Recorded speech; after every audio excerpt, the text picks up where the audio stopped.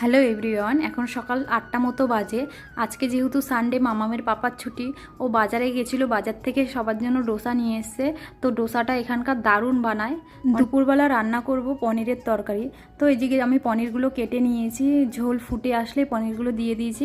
আমি না পনিরগুলো ভাজি না, ভাজলে অতটাও টেস্ট লাগে না, এমনি দিয়ে দিই তরকারিতে।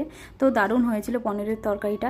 তো বিকেলবেলার দিকে না আমার একটু খিদে খিদে পাচ্ছিল, তো এখন 5টা মতো বাজে, তাই আপেল কেটে একটু খেয়ে নিলাম। মাম্মাম আর মামামের পাপা ঘুমাচ্ছিল। কোয়াটার যেহেতু 4তলার ওপরে, তো 4তলা থেকে না খুব সুন্দর লাগে দেখতে বাইরেটা। আর এখান থেকে না পাহাড়ও দেখা যায়। আজকের আকাশটা দেখো কত সুন্দর লাগছে কালারটা এখান থেকে। তো এদিকে সন্ধ্যা হয়ে গেছে, আমি একটু সন্ধ্যে দিয়ে নিলাম। বাইরেটা এখনও আলো।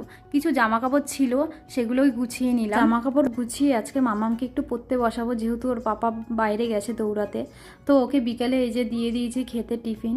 তো দিয়েছিলাম চিড়ে আর দুধ, আর এই যে পড়তে বসিয়েছি ওকে।